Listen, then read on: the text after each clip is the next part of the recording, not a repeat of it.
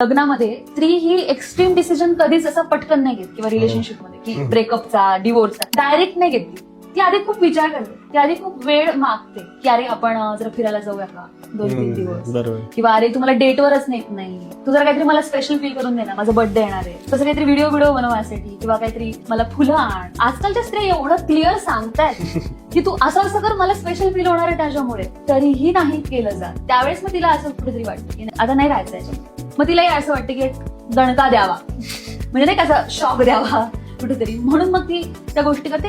याचा अर्थ काय, तिला प्रेम हवंय ना, तिला तिच्या पद्धतीचं प्रेम हवंय. स्त्री जे प्रेम करते आणि पुरुष जे प्रेम करते त्यामध्ये बेसिक डिफरन्स आहे. स्त्रीला कम्युनिकेशन आवडतं, तिला वर्बल गोष्टी आवडतात. म्हणजे आता जनरली नवरे किंवा बॉयफ्रेंड असं म्हणतात की अरे मला तिथे किती आवडते, मला ते आवडते म्हणूनच तिच्या सोबत आहे ना. तिचं असं म्हणणं असं आवडते असं नको सांगू, मला सांग माझ्या डोळ्यांचा आकार कसा सुंदर आहे किंवा मला सांग माझी स्किन कशी चांगली दिसते. तिला डिटेल्स पाहिजेत.